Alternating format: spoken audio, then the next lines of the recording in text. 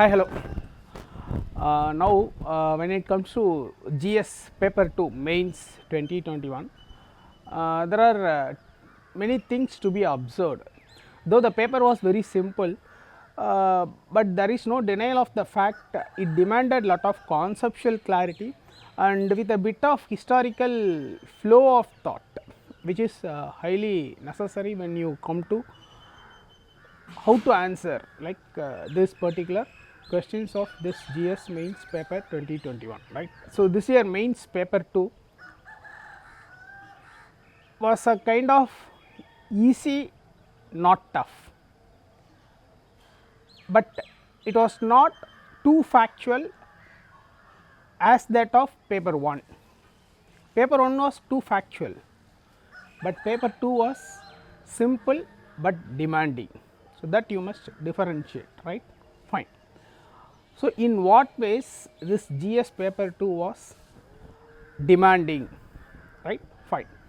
See, and since I am a political science faculty, so definitely I have a lot of things to share with you with regards to this particular year mains paper 2, right, fine. See, the very first question, constitutional morality, right. See, this particular question, though it seems to be simple, when you put it on paper you will have a lot of hurdles, right.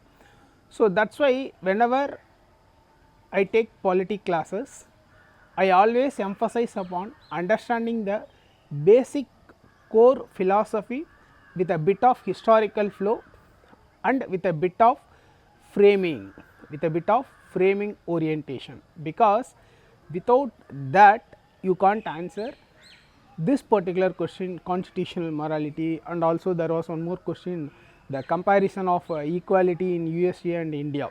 So, there are two, three questions especially which demanded too many interlinking of concepts and historical flow, right, fine. So, this is with respect to this constitutional morality, and also this was question in our mains 2021 test batch also, right.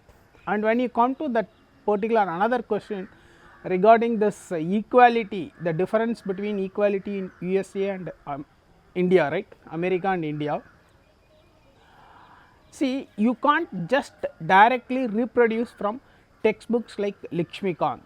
There is no ready-made answer available in any of the standard textbooks for this particular question, but this particular question demands a kind of understanding of core philosophy. See, for example, in political science we study John Locke, right. John Locke is a proponent of natural rights theory, and John Locke, what you can say is he insists much on individualism. In fact, John Locke is known as the father of liberalism, right, fine.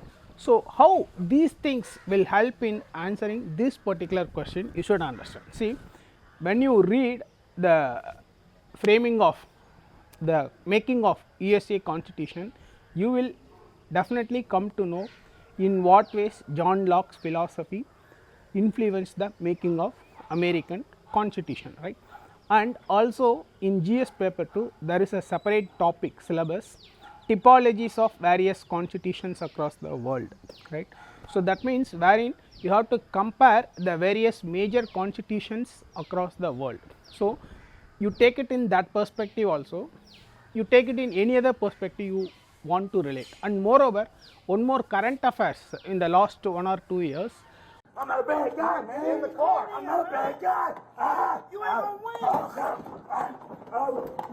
Oh, man. Please, Father. Please. Please, man. Please. Pull him in. No. You take the seat. Pull him in. I can't choke. I can't breathe, Father. Please. Fine. My wrist, man. Please. No, I can't take that, man. I can't. I'm only on the ground. Was this killing of George Floyd. There was a racial killing which was going on in news in the latest 1 or 2 years, right, fine. So, with all this kind of things in the backdrop, that particular question was framed and to answer this particular question, you can't mug up ready made from any kind of textbook. There is no ready made answer, right. Suppose if I say there is a kind of blend of procedural and substantive equality in India, whereas in case of America there is a procedural equality. So, when I say like this, suppose if you read this from a textbook, you will not be able to appreciate what actually it means. So, to appreciate and understand and put it well on paper, you should interlink with the events, right. You should interlink with the socio-political implications, only then you can write a better answer, right. So, not only this particular question, there were many other questions. So, even when it comes to that women in judiciary, that was from current affair, but still the writing demanded a different kind of conceptual orientation and clarity, right. So, this particular paper GS paper 2, I would say, though it was a simple paper, but it was a commanding and demanding paper. See, for example, when you differentiate between this American equality and Indian version of equality, constitutional versions, see, generally in Lakshmikant and all, you will study equal protection of laws, equality before law. Equal protection of laws is an American derived concept, equality before law is a British derived concept, that and all is fine, but to elaborate and write it for 200 words demands much more. So, you should be in a position, see, for example, in India originally, see, there is a difference. Originally, this particular concept of equality in article 14, but in America originally it was not there, but the 14th Amendment Act of 1868 incorporated this particular dimension, but even then, so you can't just study very bookish and write this answer, right. So, what is substantive equality? Again, substantive equality you can't define from a textbook, you need to understand. So, procedural equality and substantive equality, right. So, this question literally demands too many things, right. So, I always used to say political science and international relations as an optional paper will help you in many ways, be it GS, be it essay, especially this year essay also. It was more towards the socio-political philosophical context, and GS paper 2 also demands lot of socio-political philosophical understandings, right, with a bit of historical underpinning. See, whenever you read all these constitution, polity, these kind of things, you can't read it factual. You have to have the basic understanding of core philosophy with a kind of interlinking with the historical underpinnings. So, that was the demand of this particular year question paper, right. So, do not take GS paper 2 very lightly, whether the paper is simple, easy or tough, but still it demands all kind of interlinkings from various pullings, right. So, when I say John Locke, natural rights, individualism and communitarianism, first you should be able to appreciate. See, why I am telling all these things is, these are all interlinked with this particular question of differentiating equality between USA and American and Indian constitution, right, fine. And also one more thing is with respect to the IR part. So, IR part also not a very factual kind of thing. So, though it is more linked towards this current affairs kind of thing, but again it demands a lot of writing abilities. See, make one thing very clear, writing ability will not come just by reading a textbook. Again and again I am stressing, writing ability will not come just by reading textbooks. You have to have proper conceptual clarity with a bit of historical underpinnings and the interlinking of various philosophical dimensions also, right. So, be it GS paper 2, be it GS paper 4, or you call it essay paper, whatever you call, even when you come to GS 1 also, it demands this many pulling of things, right. So, that being the case, I would like to conclude this particular video. Again, UPSC has established the fact that without studying socio-political philosophy, right, be it any kind of optional which you have opted for, you can't handle UPSC general studies and essay paper, right? So with that I would like to conclude this video. So make it a point, you have to study political science and sociology, the core philosophical parts, whether you opt for the subjects or you don't opt for the subjects, right? So this I always stress upon, So you may think, so since I am a political science sociology faculty, I am emphasizing and I am pressurizing on you. It's not like that. You can just go and check all the question papers, be it prelims, be it the mains. You can check it, be it essay also, whatever you call. You check it, you understand, especially from the current year essay paper and GS paper I want to emphasize, right?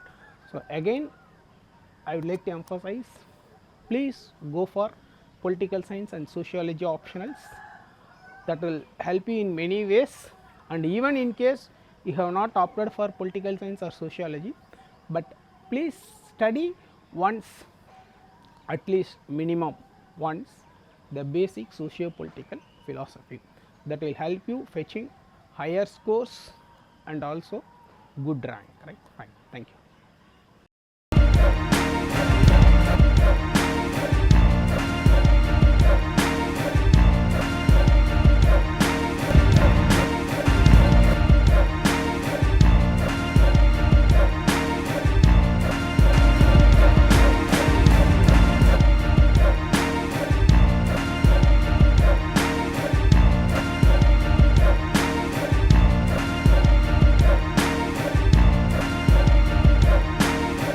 Take a moment to think about the U.S. Constitution.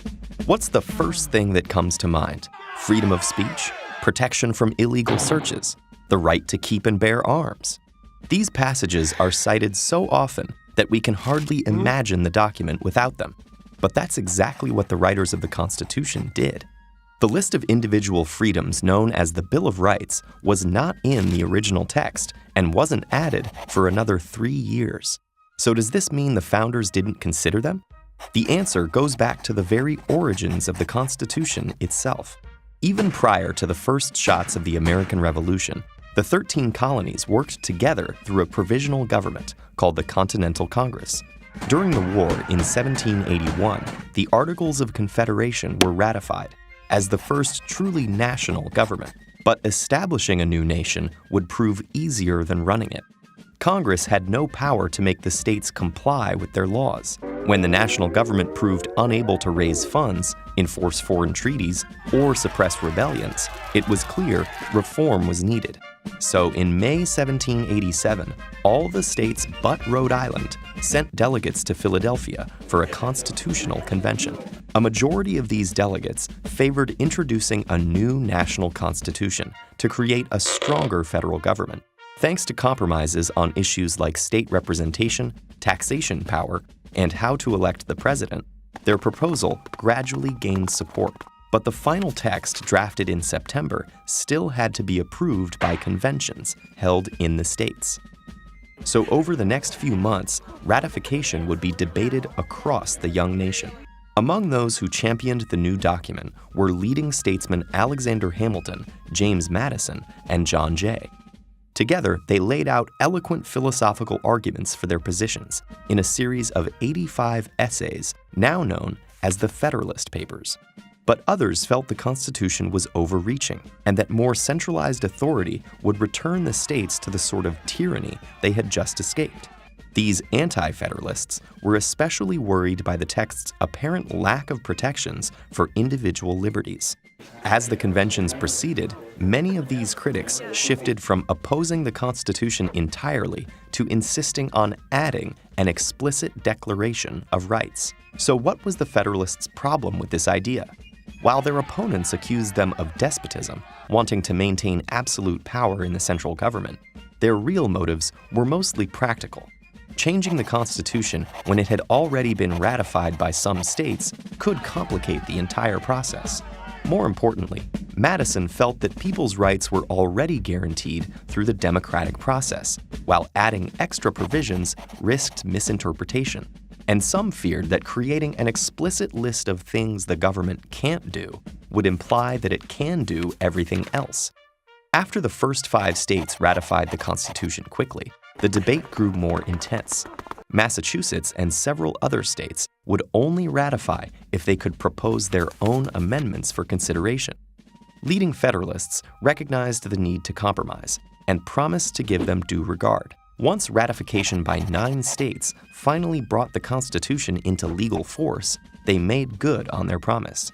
During a meeting of the First United States Congress, Representative James Madison stood on the House floor to propose the very amendments he had previously believed to be unnecessary. After much debate and revision, first in the Congress and then in the states, 10 amendments were ratified on December 15, 1791. Over 3 years after the U.S. Constitution had become law. Today, every sentence, word, and punctuation mark in the Bill of Rights is still considered fundamental to the freedoms Americans enjoy, even though the original framers left them out.